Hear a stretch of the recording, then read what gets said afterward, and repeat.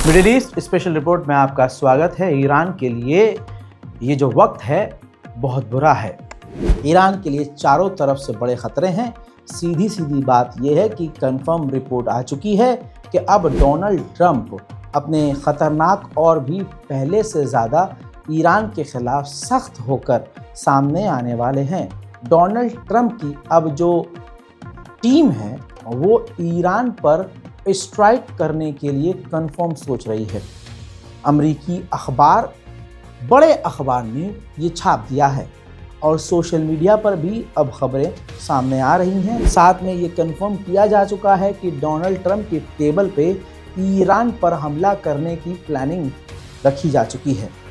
अब ऐसे में चारों तरफ से जहां ईरान कमज़ोर हुआ है और ऐसे में ईरान की जो सरकार है वो प्रेशर में है, वहीं ईरान इस वक्त चारों तरफ से मुसीबत में इसलिए और है क्योंकि ईरान के अंदर भी चीज़ें जो हैं स्टेबल नहीं हैं। बेरोज़गारी, महंगाई सबसे बड़ा झटका है ईरान के लिए। और फ़िलहाल आप जानते ही हैं कि ईरान में बिजली की किल्लत भी बहुत हो रही है।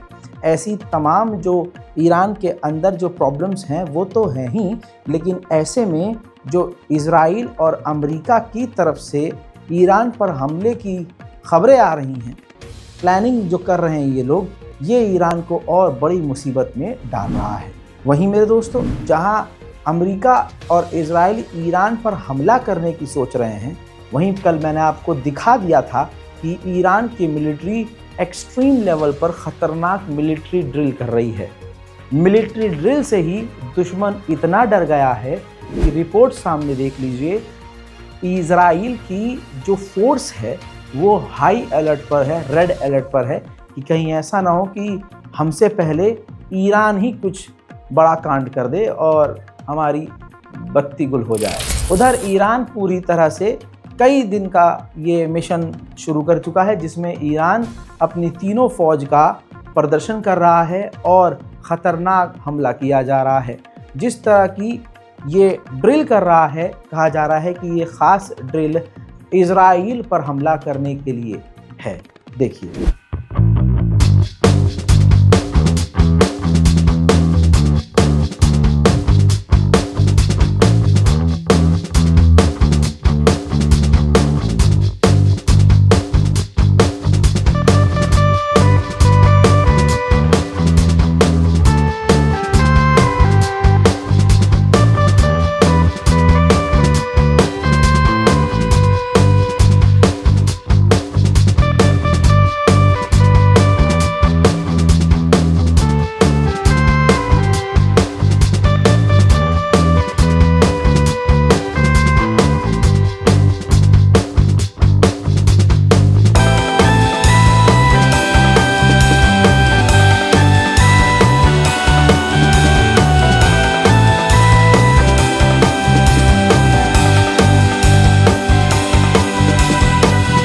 खबर ये भी है कि ईरान के IRGC के कुछ फोर्स के कमांडर इराक पहुंचने वाले हैं, जो ईरान समर्थक मिलिटेंट ग्रुप्स हैं उनसे बात करने के लिए। वहीं हिजबुल्लाह के जो प्रवक्ता हैं वसीफ, उन्होंने बड़ी बात कही।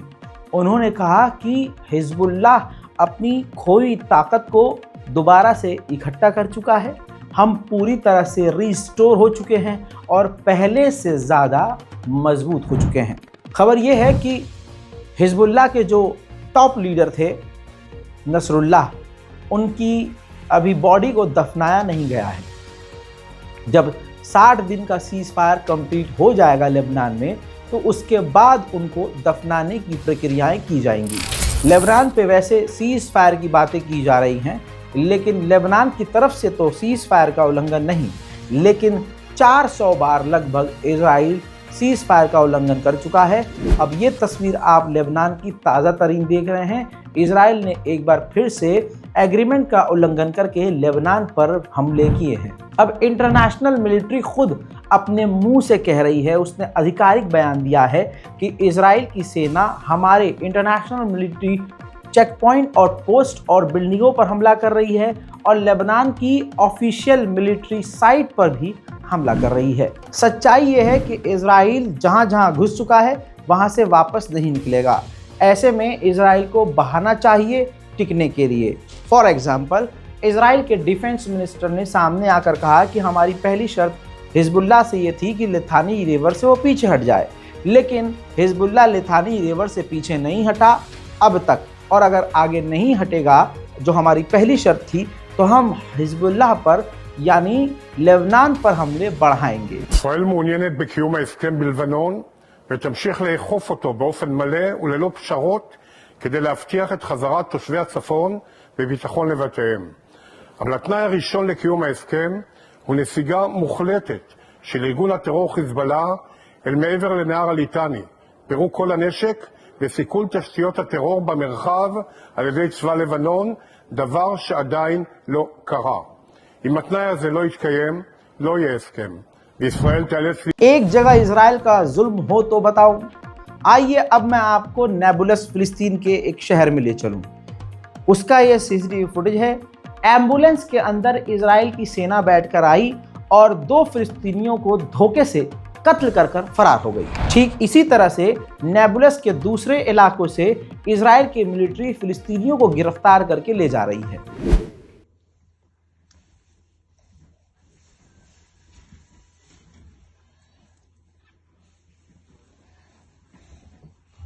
شاف الباص هاي رجال السمكة هذيك ها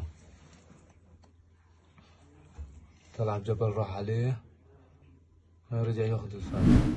ठीक ऐसे ही रेड के दौरान जो फिलिस्तीनी घायल हुए उनको जब एम्बुलेंस अस्पताल लेके जाने लगी तो ये देख लीजिए इजराइल की सेना एम्बुलेंस तक को रोक रही है, जो कि वॉर क्राइम है और अंतर्राष्ट्रीय लॉ का उल्लंघन है। उधर फिलिस्तीन अथॉरिटी अलग ही इजराइल के इशारे पर नाच रही है।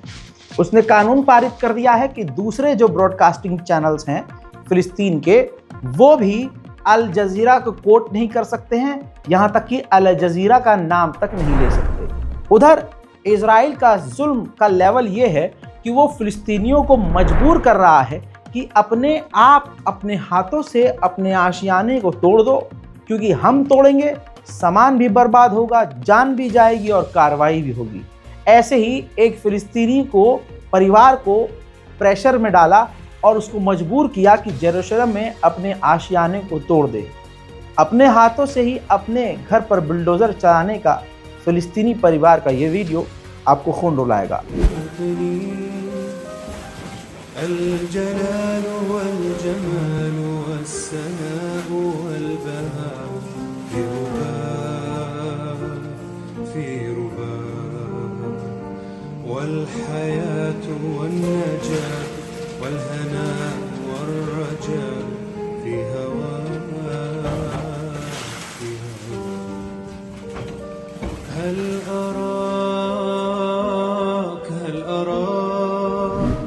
वहीं वेस्ट बैंक में फिलिस्तीनी एक और नौजवान लड़के का इजराइल की सेना ने गोली मारकर कत्ल कर दिया है। हजरात, अब गाजा का अपडेट। आप जानते हैं कि कई अस्पतालों को इजराइल बर्बाद कर चुका है और अब इंडोनेशियन हॉस्पिटल को उसने घेरा हुआ है। खाना और दवा और पानी इंडोनेशियन हॉस्पिटल के अंदर इजराइल जाने नहीं दे रहा है, ताकि इंडोनेशियन हॉस्पिटल के अंदर डॉक्टरों पर प्रेशर बने और वो काम काज बंद कर दें और अस्पताल खाली कर दें, जिसके बाद इजराइल इस पूरे अस्पताल को डिस्ट्रॉय कर दे। उधर गाजा की हेल्थ मिनिस्ट्री ने खुद कहा है कि अब हमें दवाइयों की कमी हो रही है। 120 तरह की दवाइयाँ ऐसी हैं जिसकी हमें सबसे ज़्यादा ज़रूरत है, जो हमारे पास अब नहीं है। गाजा में हालात बुरे हैं। तस्वीरें ऐसी हैं कि ठंड के इस खतरनाक मौसम में लोग टेंट के अंदर मजबूर हैं रहने पर। देखिए,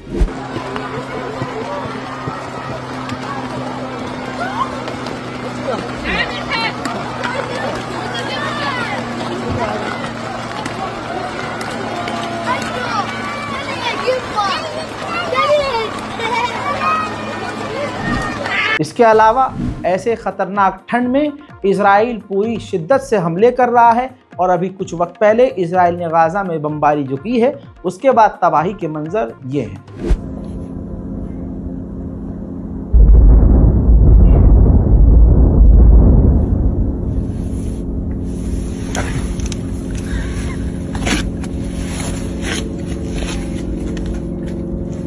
المنزل بأكمله في الأرض كما تشاهدون. عملية البحث ما زالت مستمرة من قبل الأهالي والجيران أيضا عن مفقودين وعن مصابين في هذا الاستهداف، حيث يعني أنتج أضرار كبيرة جدا في المنازل المجاورة أيضا في هذا المكان. المنازل अब जो मकान तोड़ दिए गए हैं, बर्बाद कर दिए गए हैं और छोड़कर गाजा के लोग चले गए हैं, उन बची कुची इमारतों को इजराइल के बुलडोजर जो प्राइवेट कंपनियां वहां पहुंच रही हैं तोड़ रहे हैं।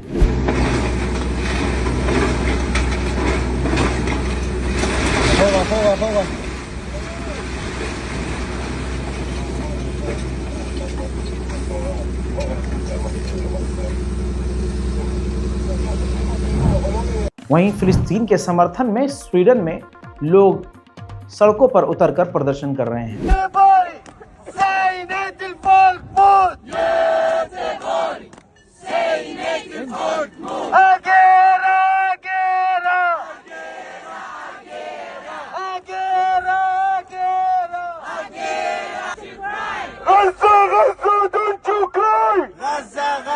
Don't you cry!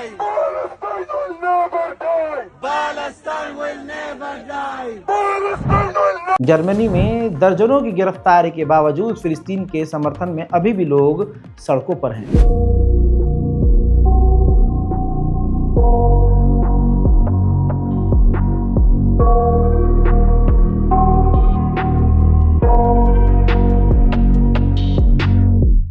I got nightmares in my head, I fear that the thoughts build up until I can't hear, that my mind fills up into a creature and it haunts me somewhere much. बरतानिया में भी Israel के समर्थन में जो government देखी जा रही है, इन तमाम समर्थन के बावजूद वहां की जनता फिलिस्तीन के लिए सड़कों पर है।